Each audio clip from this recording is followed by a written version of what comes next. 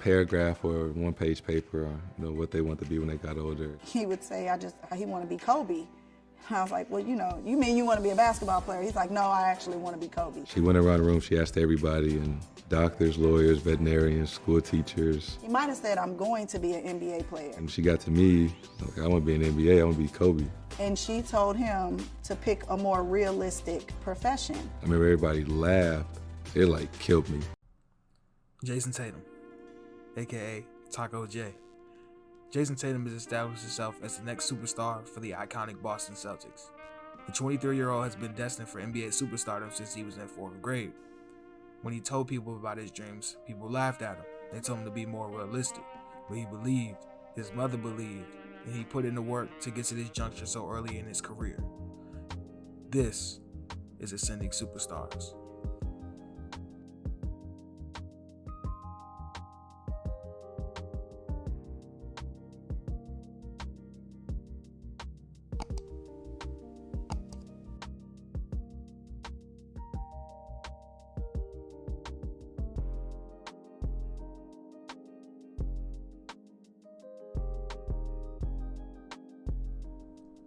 Jayson Tatum has been splendid in his early career in the NBA, but that's not something that's unfathomable to him, nor to his mother. Growing up in St. Louis, at times it was rough for them. I'm talking about eviction notices, no utilities in the house, and sharing a bed with his mother until he was in the 8th grade. Despite this environment, Jayson's mother, Mrs. Brandy, was determined to make something out of nothing. She put in the work, and that work was instilled in Jayson. She showed him what hard work looked like. She had to take him to school with her, laying next to her, watching her study, working 2 and 3 jobs to put a roof over their heads. And since Jayson was 6, he wanted to play in the NBA. And more specifically, he wanted to be Kobe. He would always go around the house saying, I want to be Kobe, I want to be Kobe. And when he was in elementary school, the teachers in his classrooms asked him what he wanted to be. And of course, he told them, I wanted to be in the NBA, I want to be Kobe. And the students laughed at him. The teacher didn't believe in him. It told him to be more realistic. Now, his mother got wind of this, and this is what she had to say. We had a heart-to-heart, and I let her know, how dare you tell him he can't be an NBA player, a police officer, an architect, whatever it is he says, you let him roll with that. There were times when Jayson, while watching his mom study law textbooks, told her, Ma, I don't ever want to read these kind of books. And his mother told him, you better work hard then. She also often told Jayson, Jay, don't ever let anyone tell you what you can and can't be, no matter what. His mother made his dreams possible. She supported him in every way possible, and some of Jayson's success is really credited to his mother. Jayson's arrival to the basketball world started in the summer of 2012. Before going into his freshman year of high school, Jayson was invited to an elite camp in Atlanta. This camp had standouts like Bam Adebayo, VJ King, and Joshua Langford. He came to the camp as a relative unknown and left with everyone knowing his name. As a freshman, he attended Chaminade, the same school as his big homie, Bradley Beal, who at the time was on his way to the NBA. In his freshman season, Jayson led his team to the Missouri 2nd District title, and Jayson also won Metro Catholic Co-Player of the Year. In the sophomore season, Jayson stepped up his averages to 26 points a game and 10 rebounds, while having standout performances. In his junior year, he showed up and he showed out. He averaged 26 points, 11 rebounds, and 3 assists a game, while earning second-team All-American honors. And then that summer, playing AAU with the St. Louis Eagles, Jayson led the EYBL in scoring, putting up 26.5 points a game while also pulling down 9.5 rebounds. He led his team to the Peach Jam final where they lost to Wendell Carter's Georgia Stars. Before his senior year, he committed to play college ball at Duke. And in his senior year, he went on an ass-kicking tour. He had 40 and 17 against Malik Monk, 46 against Miles Bridges, and another 40 ball against Markelle Fultz. After that, he was selected to be in the McDonald's All-American game, as well as a part of the Joy Brand Classic.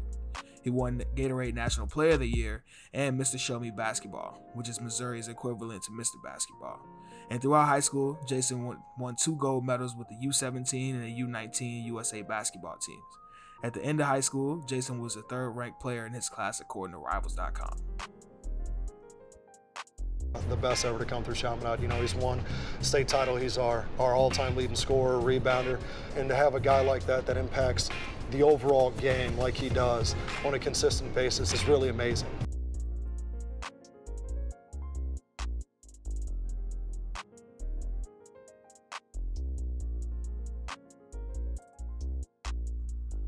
Going into college, Jayson was a part of the second-ranked recruiting class of 2016. Duke brought in Harry Giles, Jayson Tatum, Marquise Bolden, Frank Jackson, Javin DeLaurier, and Jack White. 5 out of those 6 players were top 50 recruits, and it was expected for Duke to have a big season.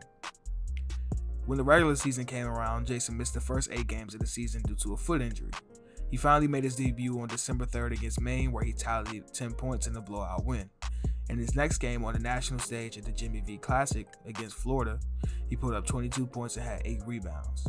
And for the regular season, he averaged about 17 points and 7 rebounds a game. And his best game at Duke comes with a magnificent story. They were playing against Virginia, and Jayson had a terrible first half, and I'll let him explain it from here. 2 points. I had 2 points in the first half, and I guess I kept passing up shots. Came in, he took his suit jacket off, and he threw it like right at my feet. And he was yelling at me, and I never forget this.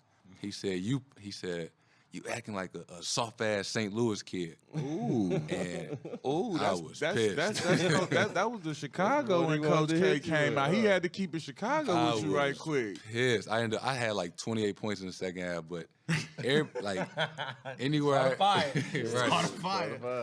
anywhere I go out of town, I go to college, like I always have my St. Louis hat. Like everywhere I let it be known like I'm from St. Louis. So you can't call me soft, and you can't disrespect where I'm from. And he knew the buttons to push, because the whole second half I was hot. I didn't smile one time, and I had 28 in the second half. That's hilarious. You went at the light skin that's in your city. In my city, I was sick. Can't St. two Louis. things you don't cross. You can't. At the end of the regular season, he earned spots on the All-ACC team and the All-ACC freshman teams. In the postseason, he upped his averages in the ACC conference tournament, leading Duke to another ACC tournament trophy. Jayson averaged 22 points and 7 boards a game, and once the NCAA tournament came around, they had a disappointing exit against South Carolina that ended their season. At the end of the season, Jayson entered his name into the 2017 NBA draft.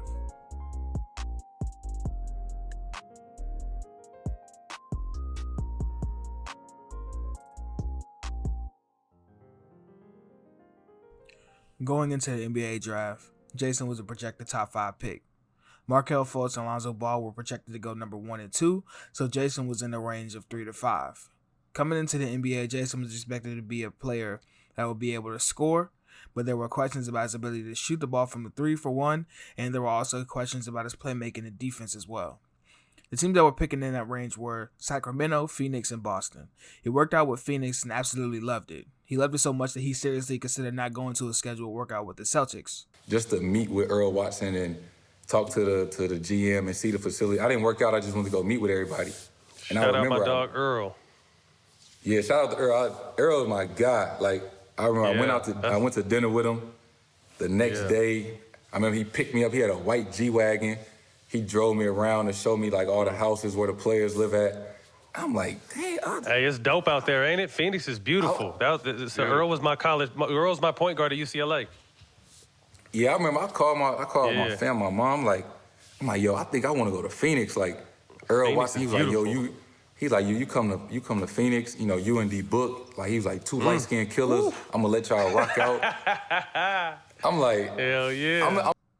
And the feeling was mutual from the Suns. Take a listen to what their coach had to say, Earl Watson. Non-pattern player, Jayson Tatum. I went to his workout before the draft with the Suns. I was head coach. I never seen no shit like this.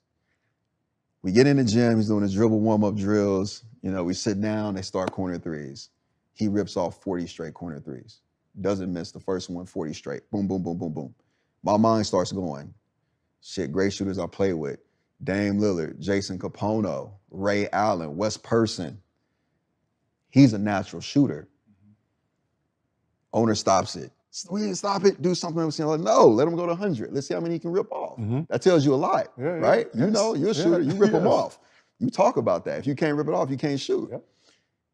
he gets into his combo drills and he's elusive and he's moving. He has like 3 or 4 combos for every move. I'm like, a shooter who's a non-pattern player who's a scorer is dangerous. It's a no-brainer. If we can figure out a way to get him with Devin Booker. Oh, shit, yeah. With TJ Warren, who's a non-pattern scorer in the paint, you have great balance to your attack. We might not be good defensively because they're both young, but y'all better be ready to score 130. The only thing that got Jayson on the plane to Boston was Coach K. He called him and convinced him to go, and the Celtics traded down from number 1 to 3, and they picked Jayson with the 3rd pick in the draft.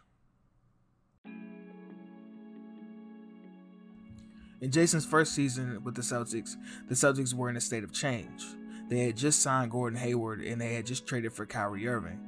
They were looked to be championship contenders in the Eastern Conference, but it didn't start off well with Gordon Hayward suffering a season-ending injury. Luckily, they rallied around the injury and still made it to the playoffs, and in that season, Jayson averaged 14 points and 5 rebounds a game and started 80 of the 82 regular season games. Now, when the playoffs came around, Kyrie Irving wasn't there due to injury, and he stepped up his averages to 18 points a game, and he made it all the way to the Eastern Conference Finals and having his first signature moment in the NBA. Celtics with 67 points with 6:45 remaining. Tatum drives down and throws it down! Wow! In the second season, it was a bit weird for the Celtics as a whole. When the Celtics went on their playoff run, it was without their 2 big-name stars they got in the offseason. Now with them back, it was going to be different for the ones who stepped up in the playoffs, and the season was a mess, ended with them going out in the second round of the playoffs. But Jayson improved his numbers to 16 points and 6 rebounds a game. After that mess of a season, Kyrie left and went to the Brooklyn Nets.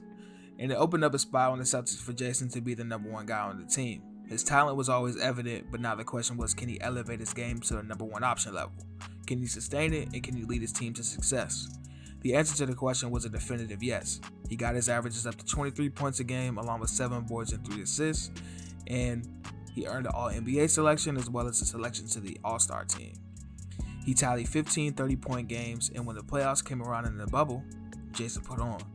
He led the Celtics to the Eastern Conference Finals, where he averaged 25 points a game, and in the 17 playoff games, Jayson scored 25 or more in 9 of them. But they came up short again and losing to the Miami Heat in 6 games. In this past season, Jayson stepped it up again. He averaged 26 a game, along with 7 boards and 4 assists. Jayson had 20 games in which he scored over 30, including a 50 and a 60-point game in the month of April. Over his 64 games, he only had 13 games where he scored under 20 points. He earned another All-Star selection, and he also should have earned another All-NBA selection, but he got snubbed. The season as a whole for the Celtics was not successful. They were a product of the bubble hangover. They had little time to rest before the next season started, and they dealt with injuries and health and safety protocols throughout the entire season. Jayson was in the protocol as well, missing 2 weeks of action because of it. And once he came back, at a point, he told the media that he had to use an inhaler to help him breathe on the court. All in all, it was rough for the C's, but they clawed their way into the playoffs and they were matched up with the Nets, a team with 3 surefire Hall of Famers all in their primes. And as predicted, they lost. But the one thing they could take out of it was Game 3. Game 3 was at home, and the Celtics stole one, and it was spectacular. Jayson had a 50 ball. He put up 50 points on 53% shooting, and he had 6 boards and 7 assists to go along with it. In the next game, he put up 40 points on 45% shooting and had 7 boards and 5 assists to end the season. Going forward, there is no limit on how good Jayson can be. He's done so much, and he continues to get better, scoring more efficiently, becoming a better playmaker, and a better defender. Once he puts it all together, there's no reason the Celtics won't add to their legendary rafters. That's going to wrap it up for this video. I want to say thank you to everybody for watching. I appreciate you tuning in, and like, comment, subscribe, continue to support, send comments, tell me what you think in the comment section below, or who you think I should do a video on next. Until next time, stay cozy.